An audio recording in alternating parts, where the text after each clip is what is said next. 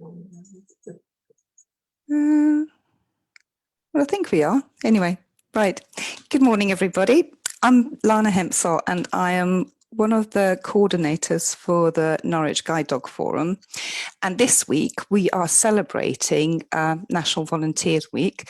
So I thought I'd take this opportunity and greet and talk to some of my favourite volunteers in the world who raised my guide dog Zorin from when he was a tiny bundle of fluff to the magnificent guide dog that he is today. So it's my great pleasure to introduce you to Sarah and Mark Watson. Hi, guys. So could I just ask you, what brought you to volunteering for guide dogs? Was there a particular story? When did it happen? Was there something that happened in your life or somebody that you met that brought you to this? How did you come to become volunteers? It was really because I was suddenly working part-time from home on my own all day. Mark was out most of the time and all my children had left home. So I guess I was a little looking for something a bit different, and there was an advert in the paper to puppy walk, and I thought, oh, it'll be really nice. I'll have a puppy and he can sit under my feet all day and I can drive. And so Mandy came round and we had an interview, and that was in the July, and she said, oh, well, I'll get your puppy by October. But it happened that I had to wait till January. Yeah. And he came at very short notice, didn't he? Yes. He was someone else, and that person injured her back. Oh, right. And so Mandy went round asking other people if they wanted a Goldie, because this was my first one, and normally they don't give a Goldie to a new puppy walker, but she couldn't find anyone else, so I had Zorin because we were free. Yeah. So for people who don't know how the life of a guide dog works, so when a guide dog puppy is born, a guide dog puppy is usually born to a brood bitch who is kept in a family home, and until they're about 6 weeks old, they stay with their mum until they're fully weaned, and they have all their worming and all the other lovely treatments at home. And then when they're about 6 or 7 weeks old, they go to the guide dog centre, don't they, where they do their first little look at to see how they're doing, to see if there's any obvious medical problems, or if there's if they're terribly frightened, or if there's any other issues with puppies. And then if they're deemed to be okay, they go on to lovely people like you who take them on at, how old was Zorin when you got him? He was about 7 weeks. He was about 7 weeks, yeah. So when they're about 7 weeks, people like Mark and Sarah take these lovely, gorgeous golden puppies in. And then what happens? So you get this little puppy. Having had a puppy recently, they range from being quite docile to probably quite naughty, if I know Zorin at all. So how is it like for you? Was it a shock? Have you had dogs before? What was it like for you? Time ago we had dogs, so it was like a new experience. And he came in, had a wander around, did a wee on the mat,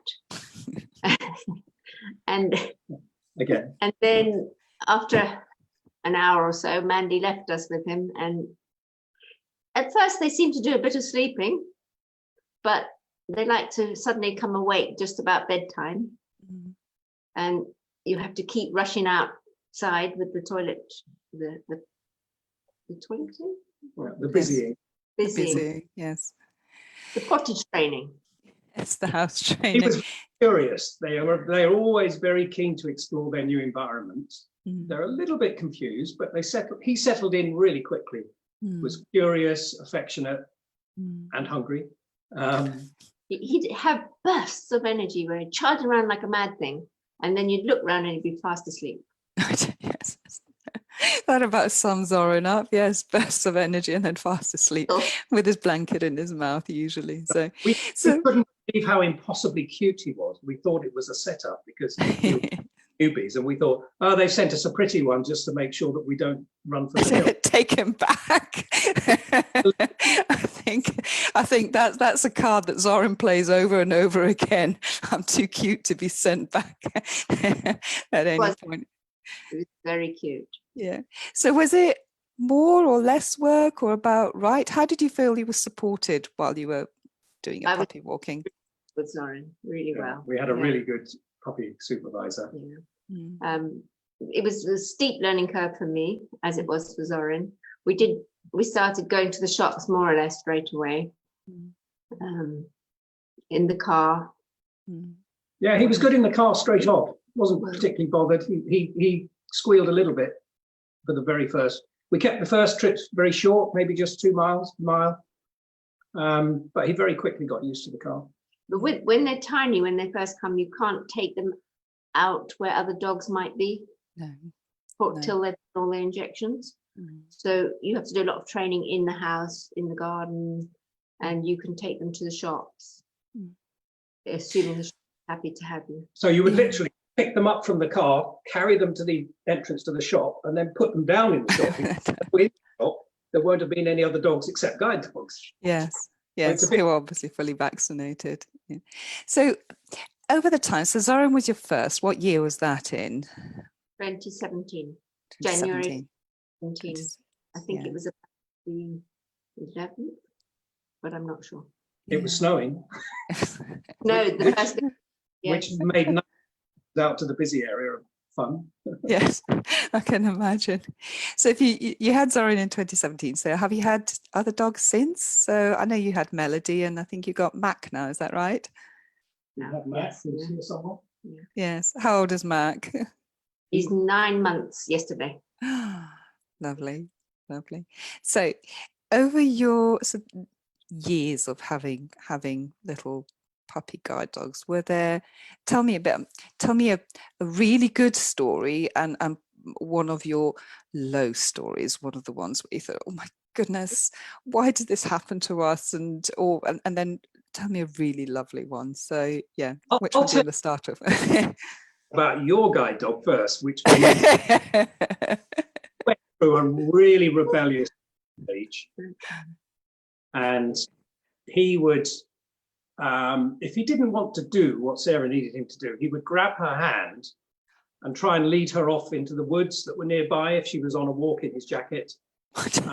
He was very, very reluctant to do what he was supposed to do, and we had learned eventually that you just had to accept that he didn't want to work anymore. He wanted to go and play, and you had to get that out of his system. So could be a bit feisty. He's a strong-willed dog, and we learned at a certain stage, probably when he was about 10 months old, that there was a certain point beyond which you couldn't say, no, it's work time now. You had to work out that part of him that said, I don't want to work, I want to play in the woods. And that was frustrating, particularly as first timers for Sarah, because we didn't have the right previous experience to understand that straight away. But once we understood him, it was much better. You do learn each time you have a puppy. Having said that, each puppy is different. They challenge you in different ways. Zoran's recall was not brilliant. It was hard. And Mac is a bit the same.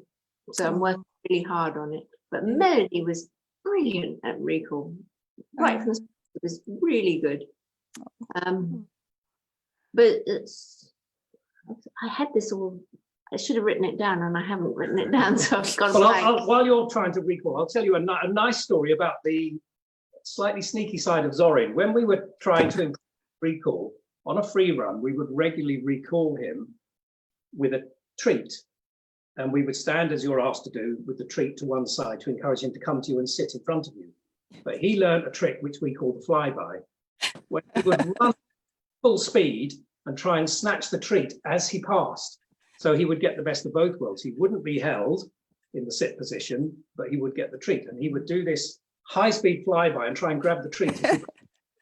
Which we thought, typical golden retriever, smart thinking, but sneaky behavior. I recognize that. Yeah, I definitely recognize that. So yeah, he knows all the tricks.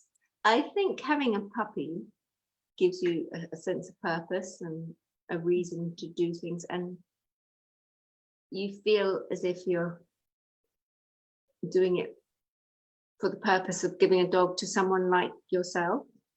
It's quite Yeah. rewarding to be able to do that.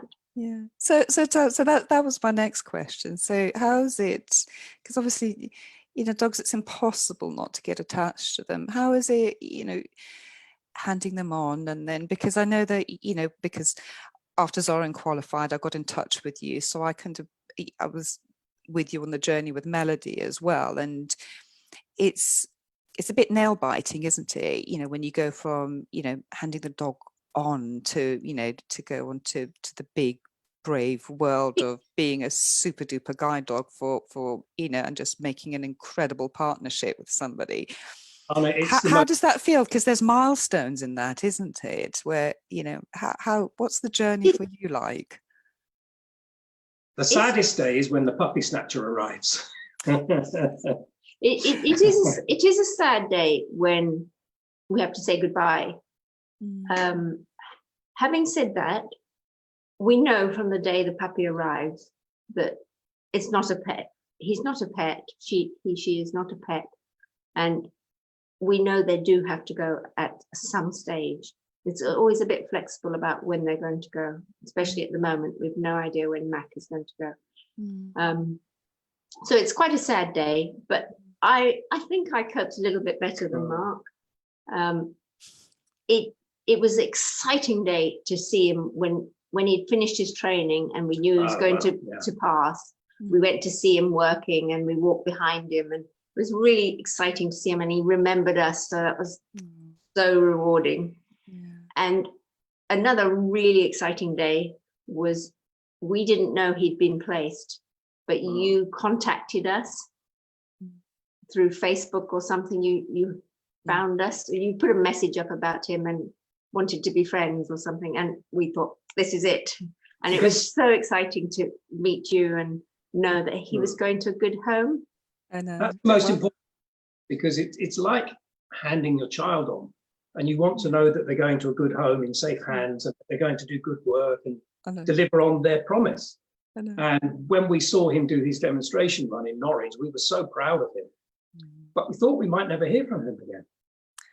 I know. See, that's why it's see, from my point of view, when I got Zoran, it was he would come up and look at me and go, "Oh, I know I'm loved, but other people loved me too." And it was so obvious that there was and I lost them, and am I going to lose you as well? And actually giving him that sense of stability, which now after years he does have. And I think an important milestone, I think, for him as well was, obviously one of my low moments with Zoran is when he ran out into the road and had a really quite horrible accident and hurt himself, and that's when I was away. So from then on, it's like, if I go away again, who can I trust to look after him? And I thought, oh yes, his grandparents.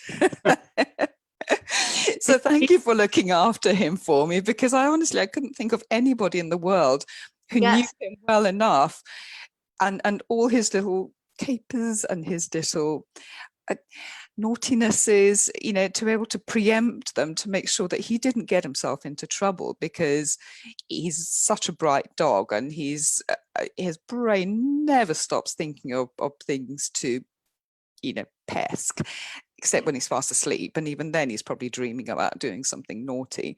So I just couldn't. So so thank you for looking after him for me. And I think it was really lovely for him to understand that his world now and you still exist in the same sort of universe, that there is a continuity, and it wasn't that you just vanished off because I think that I feel that they're more intelligent than we actually give them credit for, and they remember things better. So I think since then he's been a much calmer dog, in a way, obviously older, but I think when his two worlds came together, of from being with you and being so loved in your home, and then coming back to me, it was like there's almost a sense of completeness to him. So I'm so happy and grateful that we've managed to establish that connection and, stay in touch, because I think it's not important, not just for, our own well-being, but I think the dogs as well. So I know it's definitely helped Zorin. So yeah.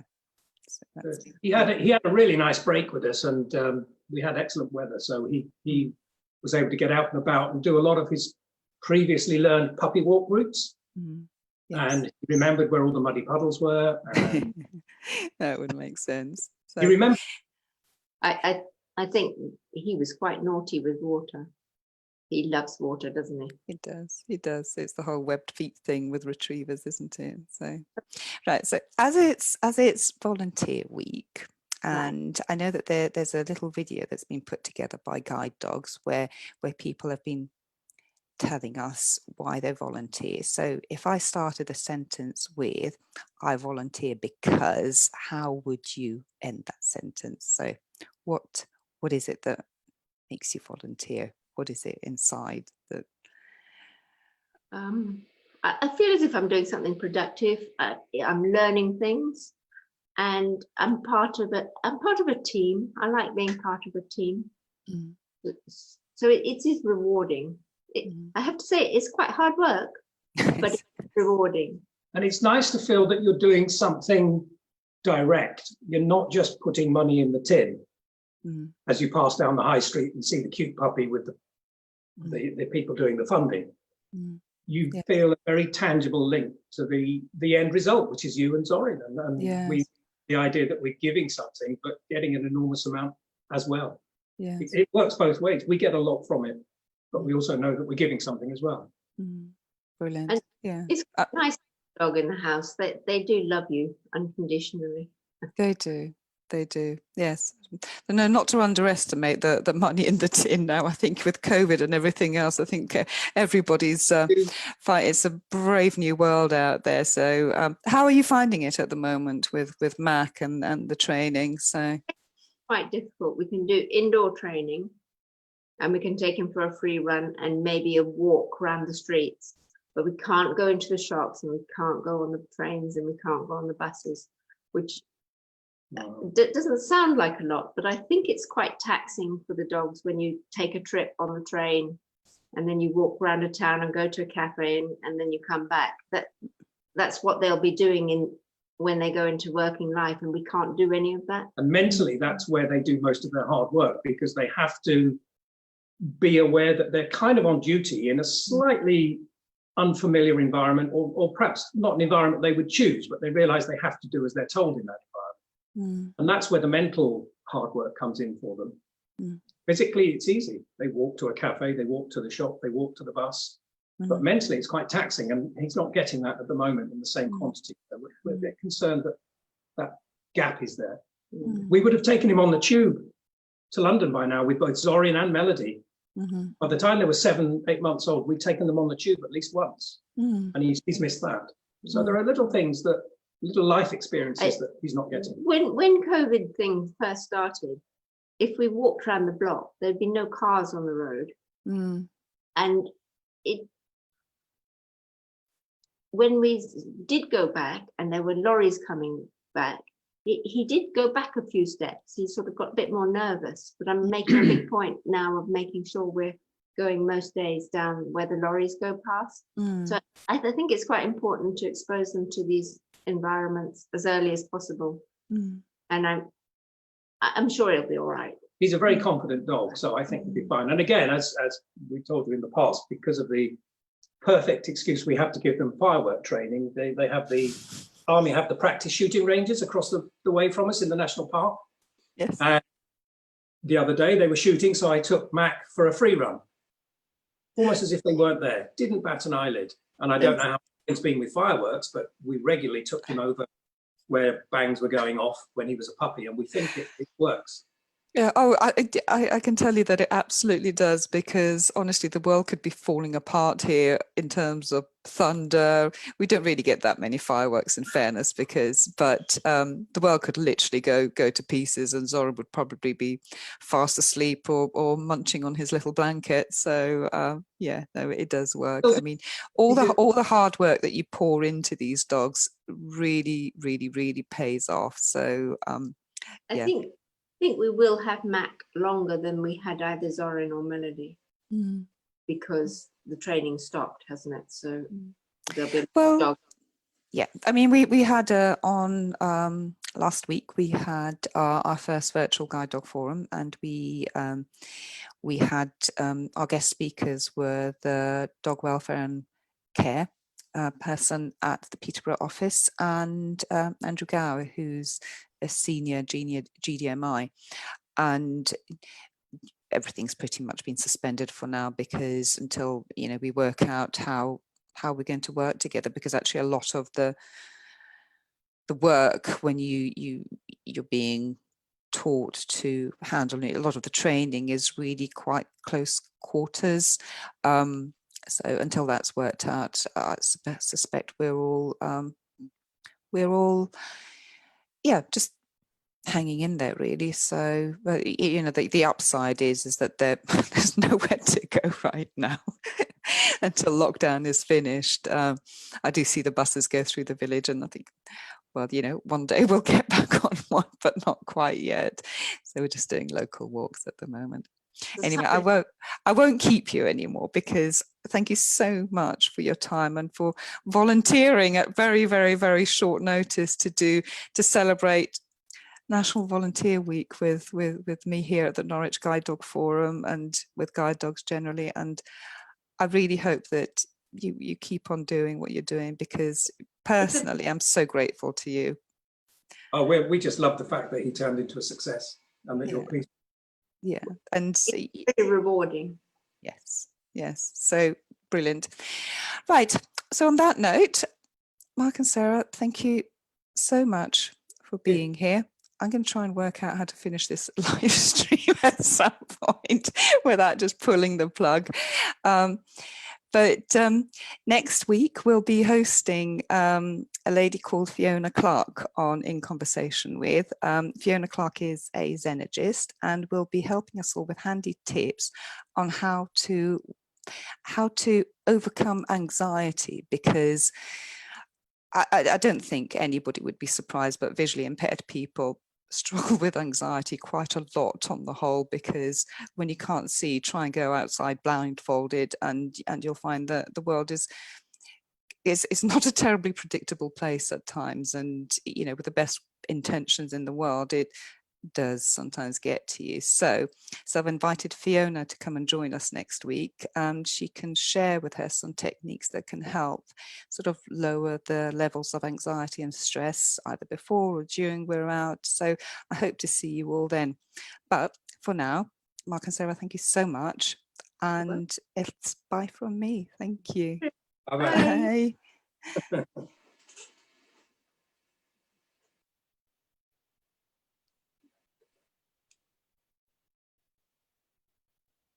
I can't see where it says.